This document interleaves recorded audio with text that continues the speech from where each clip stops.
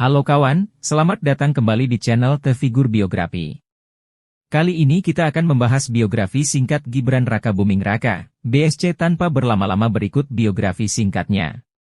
Gibran Rakabuming Raka merupakan putra sulung dari Joko Widodo, Presiden Republik Indonesia periode 2014 sampai 2019 dan 2019 sampai 2024. Gibran yang lahir di Solo pada 1 Oktober 1987 ini menghabiskan pendidikan dasarnya di kota Batik ini. Namun saat lulus SMP, dia melanjutkan pendidikannya di Singapura, tepatnya di Orchid Park Secondary School di tahun 2002. Kemudian setelah lulus SMA, dia menempuh pendidikan di Management Development Institute of Singapore, MDIS. Selepas lulus di universitas tersebut, Gibran masih ingin berkuliah lagi hingga membuatnya melanjutkan studinya di University of Technology in Search, Sydney, Australia hingga lulus di tahun 2010. Setelah lulus, bukan berarti dia bekerja di bidang teknologi sesuai jurusannya saat kuliah. Sebab di tahun 2010 dia mendirikan usaha catering yang diberi nama Chili Pari.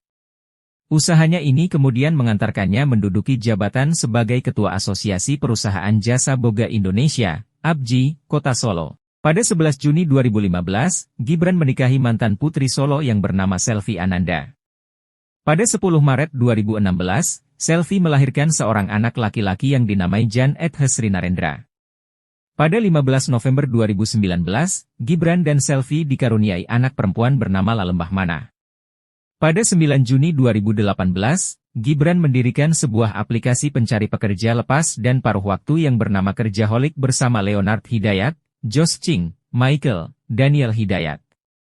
Kerjaholic adalah sebuah aplikasi yang bisa menghubungkan para pencari kerja dengan pihak-pihak yang sedang mencari pekerja lepas dan paruh waktu. Pada 20 Juli 2019, Gibran bersama adiknya Kaesang Pangarep, Chef Arnold Purnomo dan Randy Julius mendirikan restoran bernama Mangkoko. Sebelumnya, pada 17 Agustus 2018 ia membangun Goola bersama Kevin Susanto dan memperoleh pendanaan dari Alpha JWC Venture senilai 71 miliar rupiah.